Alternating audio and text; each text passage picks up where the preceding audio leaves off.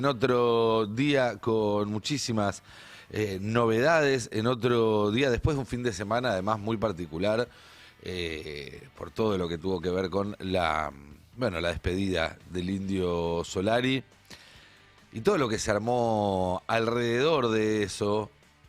Un gobierno que actuó de forma absolutamente desentendida de cualquier tipo de respeto o sensibilidad por lo popular y por el cariño popular, que por otra parte apareció de forma inconfundible.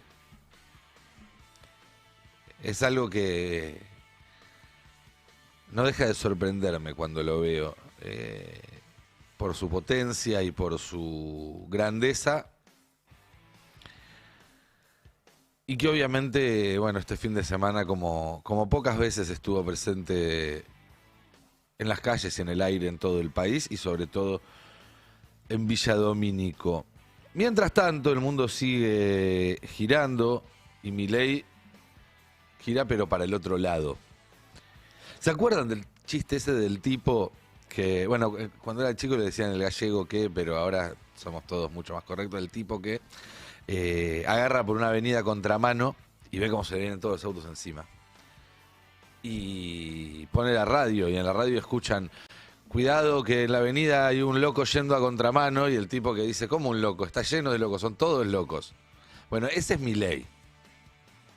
Ese es Milei yendo a contramano del mundo y diciendo que están todos locos menos él. Milei, que la semana pasada publicó un artículo diciendo que la Argentina invita a la inteligencia artificial a que se libere a sí misma. Y yo siempre digo, ¿se libere de qué? ¿Qué es lo que le pone límites hoy en día a la inteligencia artificial? Bastante pocos, dicho sea de paso. Bueno, las personas, la política, que es una herramienta de las personas para que nuestra voluntad se traduzca en hechos, nuestra voluntad colectiva se traduzca en hechos. Y si la IA se libera, entonces, ¿quiénes quedamos sujetos? Nosotros, que empezamos a trabajar para la IA. Esa parece ser un poco la idea de Milei. Pero por suerte, tiene muchos autos que vienen a contramano. Es decir, que los locos no somos nosotros los que advertimos que lo que hace Milei nos puede llevar por muy mal camino. En menos de un mes aparecieron muchas voces de autoridad muy fuertes, cada uno en la suya, para advertir sobre los riesgos de esto. Primero había sido el Papa, en su encíclica, donde habló de la defensa de la dignidad humana frente a las lógicas de despersonalización propias de la tecnología contemporánea y de la violencia contemporánea. En los últimos días el Papa participó de un congreso en el Vaticano donde se explayó, donde amplió sus expresiones y donde fue más preciso incluso respecto a qué se refería. Escuchémoslo. Hoy, los nuevos mundos que se abren ante nosotros ya no se dibujan en los mapas, se despliegan en la técnica, en la economía, en la biomedicina y en el universo digital, donde el poder humano alcanza ámbitos cada vez más delicados de la vida personal y social. El progreso ofrece posibilidades admirables y hoy lo vemos en modo singular en el desarrollo de la inteligencia artificial y las nuevas tecnologías.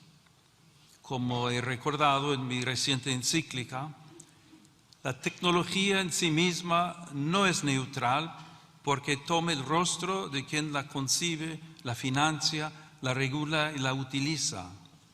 Por eso, ante las transformaciones de nuestro tiempo, nuestro discernimiento debe centrarse en qué lugar ocupa la persona humana en nuestras decisiones y cómo se plantean hoy de manera nueva la dignidad del trabajo, la solidaridad, la política social y el bien común.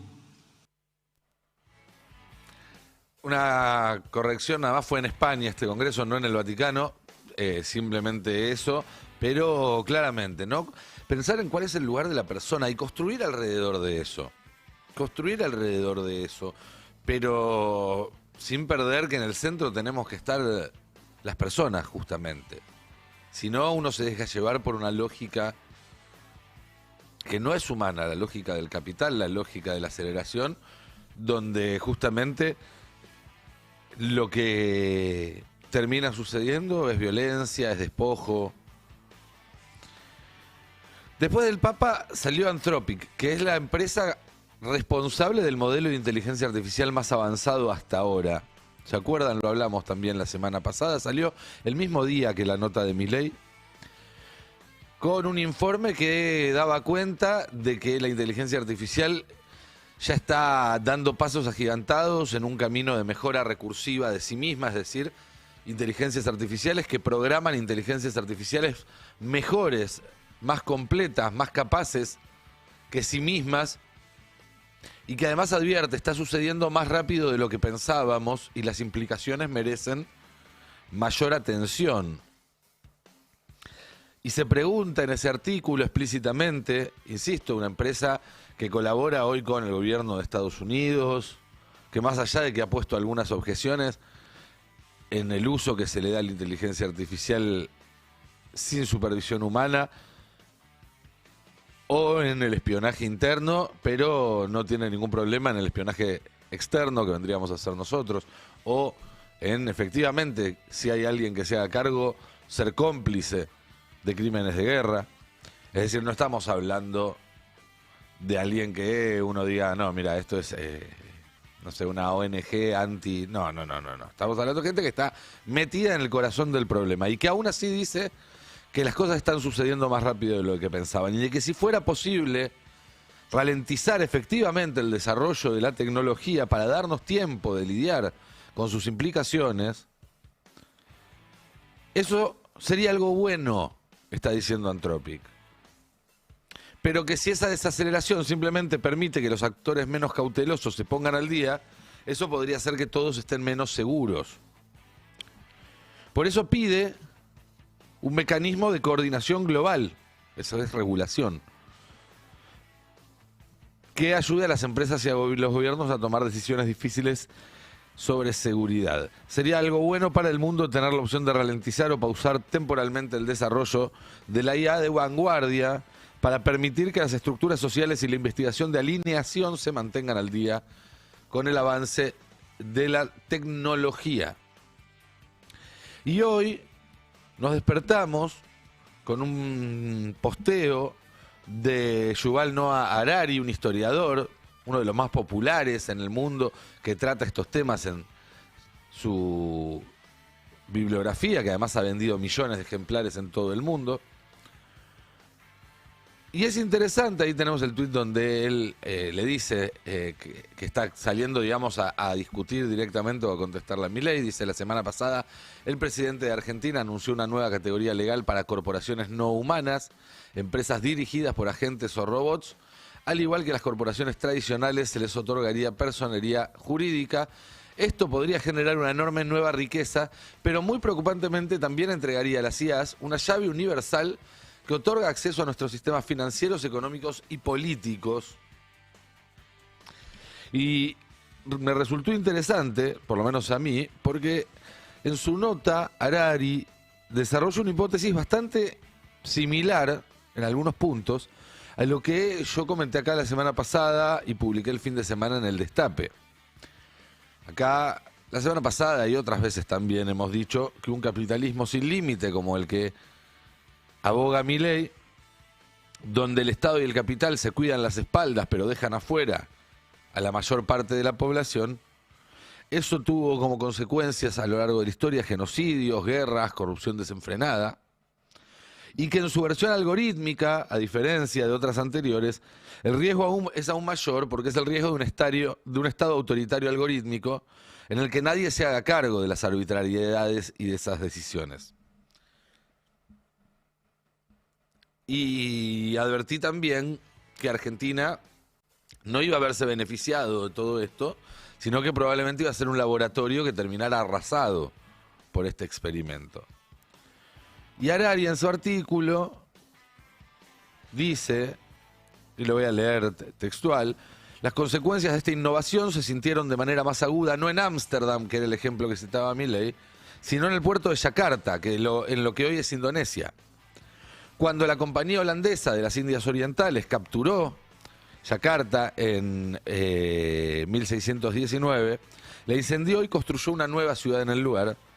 La llamaron Batavia y se convirtió en la sede de un vasto imperio asiático administrado por la compañía holandesa de las Indias Orientales.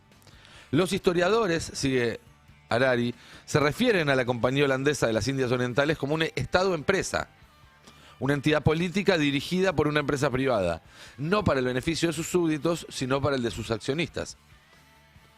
Los holandeses afirmaban ser una raza superior que merecía conquistar y explotar a los nativos gracias a una supuesta inteligencia superior. Acá venimos diciendo que son nazis hace rato.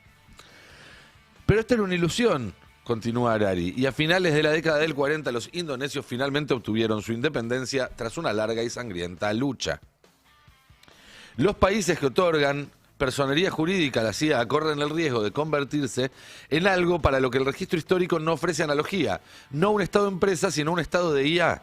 Un país cuyos habitantes podrían en efecto ser gobernados por corporaciones no humanas contra las cuales podría ser aún más difícil rebelarse. Milei espera convertir Buenos Aires en una nueva Ámsterdam, corre el riesgo en convertirla en una nueva Batavia. La verdad es que hay bastante sintonía entre las dos hipótesis. Yo estoy unos cuantos millones de ejemplares abajo, como para decir que estoy cara a cara con Harari. Ni siquiera nos dedicamos a lo mismo. Pero digo, cuando empiezan a haber estas confluencias, cuando el Papa, por un lado, por el otro lado Harari, por el otro lado Anthropic, por el otro lado el Partido Comunista Chino, por el otro lado Lula, Pedro Sánchez. Bueno, evidentemente estamos viendo algo que está sucediendo. Es decir, no estamos todos locos. El que está loco y está yendo a contramano es Milei. Hay más locos. Hoy no, el viernes se publicó un informe muy interesante de un grupo de estudio enorme, decenas de economistas y de profesionales de todo el mundo, encabezado por Tomás Piketty, que es uno de los economistas más influyentes del siglo XXI, por lo menos fuera de lo que es la ortodoxia. El tipo escribió un libro, El Capital en el siglo XXI, que lo leyó muchísima gente para tratarse de un libro técnico de economía, que influyó muchísimo. Fue de los primeros que dijo, hay que mirar la desigualdad. La desigualdad es importante. Hasta ese momento no se le prestaba mucha atención a la desigualdad. Se miraba el agregado general y no qué pasaba hacia adentro. No es el único, hay otros, ¿no? Milano, Vicay, hay varios, pero él es realmente un tipo importante en el mundo de la academia, de la economía y demás. Y Piketty publica en un hilo las conclusiones de este informe, donde dice que el mundo actual se caracteriza por grandes desigualdades, que hay una crisis climática que se cierne sobre nosotros, las crisis concéntricas de las que yo suelo hablar. Necesitamos una nueva visión para el progreso global en el siglo XXI, una que ancle el desarrollo humano y la igualdad en la habitabilidad del planeta. ¿Qué sería necesario para lograr una alta prosperidad e igualdad mientras se permanece dentro de los límites planetarios? Y ahí empieza a contar algunas de las conclusiones. Detengámonos un segundo en ese gráfico para empezar, que es interesante, porque lo que muestra en todas las barras, salvo la última, salvo la verde, es la situación actual, que es un mundo en el cual el ingreso promedio mensual en Norteamérica es de más de 4.500 euros por mes, $5.000 por mes, mientras que en el África subsahariana no alcanza los $350 por mes. Está apenas por arriba de $300 por mes. Entonces, en la media mundial, que dice $1.400 por mes de ingreso mediano, en realidad esconde una enorme desigualdad. Y él dice, si se aplicaran una serie de medidas para el año 2100, podría haber un mundo en el cual todos los países tengan un ingreso promedio más alto que el que ahora tienen los países más altos. Pero para eso hay que tomar una serie de medidas muy fuertes. Sigamos con el hilo. Dice, el hallazgo clave del informe es que la transición energética por sí sola no será suficiente. Dice, necesitamos combinarla con la suficiencia, es decir, con reducir el nivel general de consumo y de gasto energético. Y esto incluye reducir horas laborales, limitar el crecimiento en los países más ricos, menos consumo de materiales y cambio en los hábitos alimentarios. Y continúa luego en el siguiente diciendo, para recaudar los recursos necesarios para financiar la convergencia, así como para mejorar los niveles de vida de los grupos de ingresos bajos y medio, es inevitable reducir drásticamente la desigualdad de riqueza e ingresos. Entonces propone obviamente un impuesto a la riqueza que haría caer la riqueza de los multimillonarios en las próximas décadas del 6% al 0,05% del mundo, mientras que la mitad más pobre del mundo, que hoy tiene solamente el 2% de la riqueza mundial, podría tener el 30% de la riqueza global.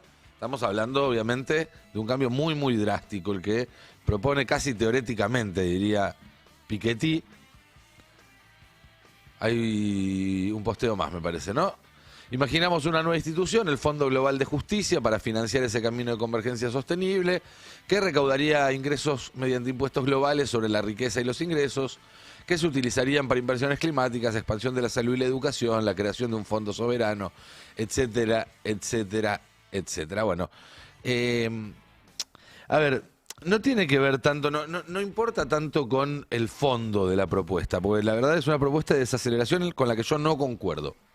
Yo no concuerdo, no creo que sea posible plantear a esta altura una desaceleración de ese tipo. Pero no es el punto, porque insisto, mejor esta propuesta en la cual yo no concuerdo que ninguna propuesta.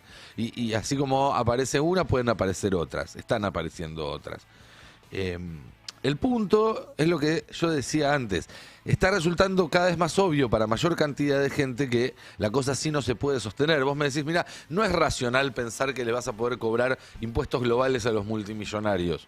Ok, te digo, tampoco es racional pensar que si esto sigue así y no hacemos nada, en 3 o 4 décadas va a haber un planeta por el cual hacer un esfuerzo. Porque no lo es.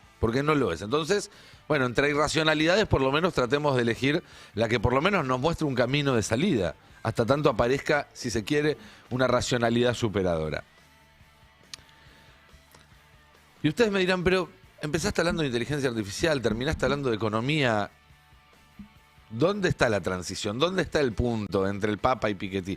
Bueno, es que desarrollo tecnológico y acumulación de capital es un mismo problema, porque el aceleracionismo, que proponen hoy los supermillonarios que están gobernando la mitad del mundo, plantea ambas cosas como dos partes de una rueda que se impulsa a sí misma. Plantean, bueno, nueva tecnología va a generar más ganancias y esas nuevas ganancias van a financiar que se desarrolle más rápido la nueva tecnología que va a dar más ganancias y así, y así, y así, en un loop infinito que va dejando a todo el mundo afuera.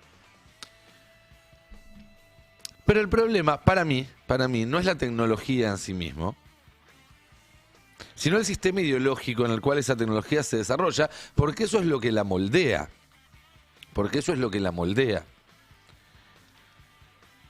En las décadas del 50, del 60 y hasta comienzos de la década del 70, por ejemplo, la mayoría de las grandes computadoras pertenecían a entidades estatales o que orbitaban en torno a los estados y se utilizaban para planificar el futuro.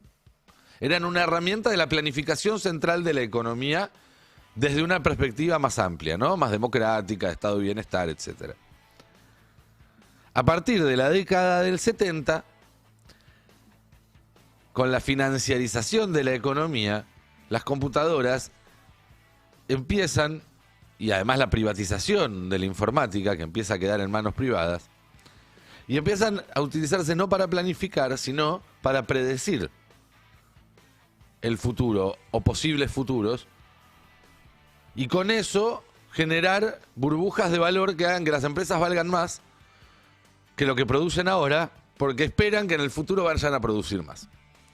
Y en base a eso se construyó buena parte el sistema neoliberal durante el último medio siglo, en hacer crecer la evaluación del capital en función de predicciones computarizadas.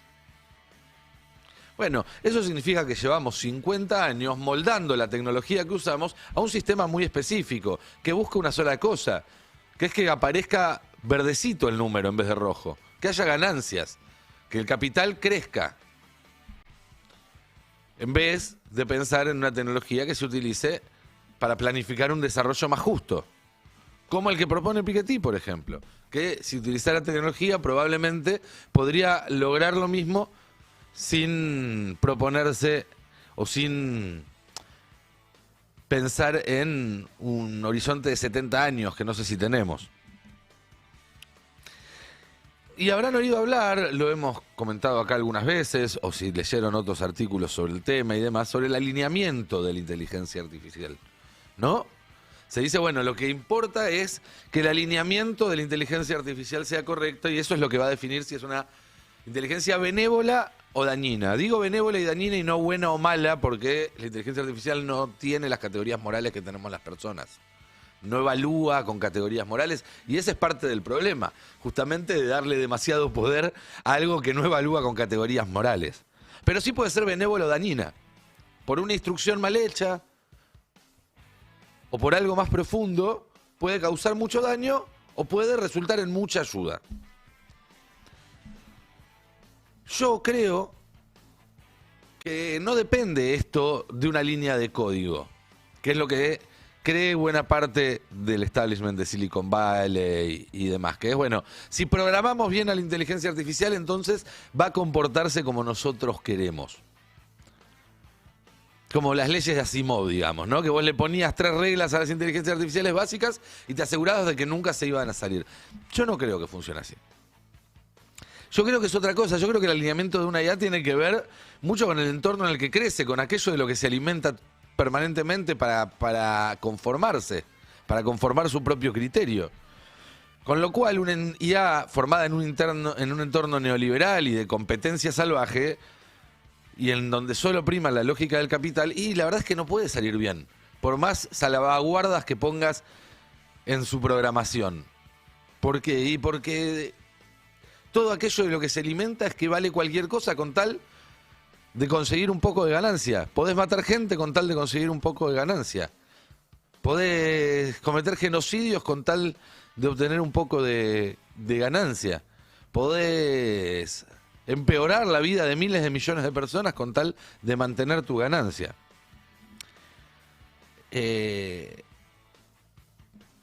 Por lo tanto, y para seguir, digo, aportando desde un lugar muy pequeño y muy lateral, un granito de arena, una discusión que evidentemente está moviendo cosas en todo el planeta, y bienvenido sea. Creo que no se trata de tratar de detener un avance tecnológico que a esta altura del partido, yo no sé si se puede detener. En todo caso, se trata de discutir quién controla esa tecnología, quién le da forma y sobre todo quién lleva las riendas. Si nosotros, las personas, a través de la única herramienta que tenemos para que nuestra voluntad colectiva se transforme en actos, que es la política, o unos pocos dueños del capital a través de sistemas de vigilancia, de control, de represión, de violencia, de guerra, cada vez más sofisticados y de los cuales la Argentina de Milei se ofrece como orgullosa conejilla de Indias. Porque la figura del laboratorio está muy bien, pero en el laboratorio que somos, que como país, nosotros los habitantes ocupamos un rol bastante preciso y no es el de microscopio, ¿no? Somos justamente los ratoncitos que estamos correteando en los laberintos de este experimento. Por eso las cosas como la del fin de semana, y con esto redondeo y empiezo a charlar con mis compañeras, son importantes. Porque cuando ellos quieren que seamos ratoncitos en un laberinto, y el ratoncito en el laberinto que está solo y perdido, mira para el lado hay una pared, mira para el otro lado hay una pared, mira para adelante hay otra pared, las cosas como las del otro día nos muestran que en realidad nos sentimos mucho más cómodos nosotros en comunidad, juntos, mirar para el costado y que haya otro ratoncito, mirar para adelante y que haya otro ratoncito, mirar para atrás y que haya otro ratoncito. Y si no se meten los tipos con bata del laboratorio, no hay ningún quilombo. Nos portamos bien y hacemos lo que realmente queremos hacer como comunidad y como pueblo. Ojalá que pronto podamos llevar eso al ámbito de la política y echar a patadas a Milei, por lo menos de su rol de experimentador con nosotros.